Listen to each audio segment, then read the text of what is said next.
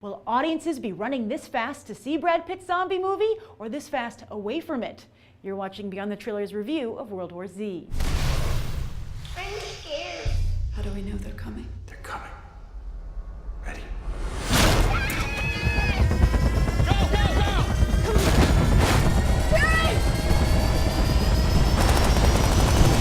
Not since Cleopatra has the behind-the-scenes drama of a big Hollywood blockbuster been so captivating. Here's a quick recap. First, Brad Pitt and Leonardo DiCaprio get into a bidding war over Max Brooks' novel World War Z. Pitt wins, fans rejoice. Yet the first red flag goes up in March 2012, when the film's release date gets pushed back from December 2012 to June 2013. Word gets out that the whole last third of the film needs to be rewritten and reshot, and that Damon Prometheus Lindelof is inexplicably being brought in to make things clearer. Then in November we get a trailer, and fans are horrified, not in a good way. What's on screen hardly resembles what was on the page, and what's with these fast zombies? When questioned about said fast zombies, producer star Pitt and his hand-picked director Mark Forster say slow zombies have already been mastered by television phenomenon The Walking Dead, so what choice do they have but to turn the speedometer in the other direction? Plus, despite loud complaining from fans, the trailer racks up millions of views online. There's no such thing as bad publicity. But not so fast. Vanity Fair serves up some pretty bad, maybe even damning publicity with their recent June cover story, an expose on how Paramount greenlit World War Z even though the script wasn't complete. They also paint Pitt as an aimless producer and his second-in-command, Dee Dee Gardner, as in over her head. In fact, the magazine quotes her as saying that the screening for the studio execs for the first cut of the film prior to the reshoots was the worst day of her life. But then, just as everyone is ready to write off World War Z, it starts getting pretty solid reviews. 77% on Rotten Tomatoes so far. And like a rock star, or well, movie star, Pitt throws himself into promoting the film. I even heard from one of you that he's been crisscrossing the country, showing up in advanced screenings to surprise fans. And then, a week before the movie comes out, Paramount not only generates headlines saying they feel the costly reshoots fix the movie, but put their money where their mouth is. Or more accurately, your money. Yes, the studio debuts their first mega ticket, offering audiences the chance to see the zombie flick a few days early, get a commemorative poster and 3D glasses, a free download when it comes out on DVD, and a small popcorn. So all this leaves just one question. Has Brad Pitt stuck the landing after one of the bumpiest rides in movie history? He did pull it off. You know, I am just so proud of Brad Pitt. Despite all the roadblocks and all the setbacks and all the naysayers, he soldiered on. And like his character in the movie, he might have taken a lot of hits, he might be injured, but he lives to fight another day. And that's how I feel about this franchise. I would be interested in seeing it continue, because I have to say, there are parts of it that are a 10. I mean, it has some weak points, you can see where it's been cobbled together a little bit, but overall, I really, I wanted to like it. I was excited about it from the trailer, and it delivered for me. I really had a good time. Interestingly, with the reshoots, I guess because that's like the topic du jour, the most prominent thing about this movie, you can, if you think about it, it does blend in when you're watching it, but when you think about it, you can tell what they had to reshoot and what the last third is and what they changed. I will say, though, it was a good change, because that was the part of the movie, well, the first 2/3 are all adrenaline. They're like a ride, like when you go to like Universal Studios and you go on the King Kong experience, and they're like, we're evacuating New York via tram, and it gets your energy up because, they immerse you in that. I think this movie does the same thing, because it hits the ground running. It just starts immediately almost. There's like pretty much no exposition. And that works because it's a very simple story. But that simplicity pays off beautifully in a simple twist, I would say, in the last third of the film. And if this is what Damon Lindelof contributed to World War Z, well then he done good at least once, because this was great. It was brilliant. It appealed to me intellectually. And that's what I would say is one of the strong points of this whole film, World War Z. And I would liken it to actually the Jason Bourne films, because I think that's what made those films first stand out, that nobody had kind of taken this intellectual highbrow approach to an action film. And this is a highbrow action approach to a zombie movie. If you wanted to see Contagion and you were like, where are all the zombies? Well, they're over here in World War Z. This is the movie I think a lot of people wanted Contagion to be.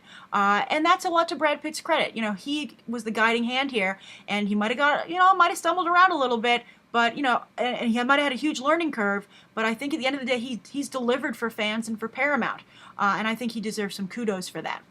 So the film, so I said the first 2/3 is like an adrenaline rush, and then the last third is kind of the last third actually also, by the way, brings in a little bit of a Resident Evil vibe, which I think worked. Interestingly, when I was watching the movie, the fast zombies, by the way, look very cool. They're very exciting, and they don't look kind of like Gumby-ish like they did in the trailer. I guess the special effects weren't done yet. But for the last third of the film, some of the people in the audience of the screening I was at, it was a press screening, it just got out actually, they laughed when they had slower zombies in the last third of the film. And I was like, come on, guys, you guys were ragging on them for fast zombies, and now they slow them down and you laugh. But I was thinking, I was like, why are people laughing? Because this is a zombie movie. Why would you laugh at zombies in it? And then I thought about it, and I felt, because the first 2/3 were so realistic and so Jason Bourne-like, that it was a little jarring to go into a more genre approach to a zombie film.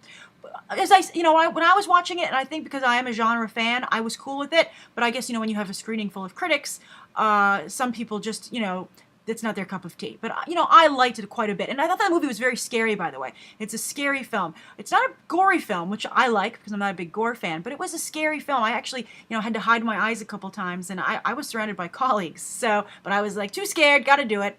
And so as far as the acting goes, Brad Pitt, not only did he do a good job producing here, I thought he was very good in the role. I think he was a little rocky, actually, even though he has such a big family. I thought he had a little trouble selling the, aw shucks, I'm a dad at home scenes. But as soon as the action picked up, which, as I said, was almost immediately, he was really great. He had good moments with his kids, particularly good moments with his wife, and then they also let him go.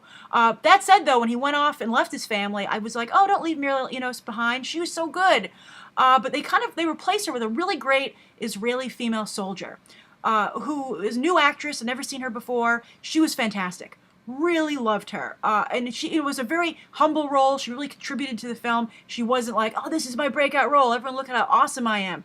And I've been thinking to the fact that, Brad Pitt's married to Angelina Jolie, who's quite the action hero. It was nice to kind of see them as a family and as business people kind of like try and, instead of just always giving the roles to themselves, foster it in someone else. And so she did a great job. Loved her a lot. Also, in a lot of small roles, there are a lot of international actors here. You'll see familiar faces, for American audiences that we've seen in other films. And if you're, a global audience, you're going to see someone, from your country.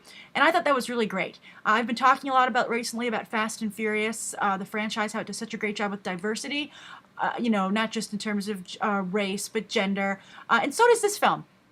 And this film actually brings in a new element. It brings in like different economic classes. You have everybody across the board, which I really liked. It kept things fresh and unique. And as I said, it had an intellectual approach. And I just love that. I mean, as a moviegoer, I love when someone gives me something new. I mean, on a quick side note, that's why I think I was accepting of some of the changes of Man of Steel, because it works. When some of the puzzle pieces work, and that was what's frustrating about Man of Steel, they didn't all quite fit together.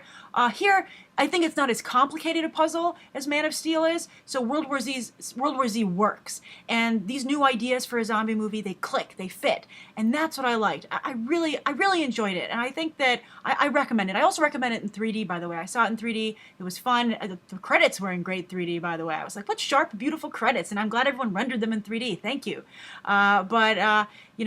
The opening credits. But even the movie itself, it had a good depth of field. It was very immersive, and stuff would come flying at you. And and the last thing I want to say, by the way, in addition to kind of like the intellectualism and having people who would normally be zombies, there was like a professor zombie, which for some reason I found very appealing.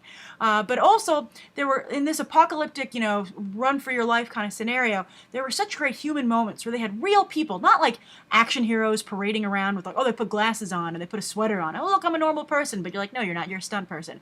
They had regular people dealing with these situations and dealing with them as a regular person would. And that was also a lot of fun. So I had a great time. Love World War Z. I highly recommend it. If you've seen the film, write down below what you think. And I hope to check out these other videos. All right, thanks for watching. Bye.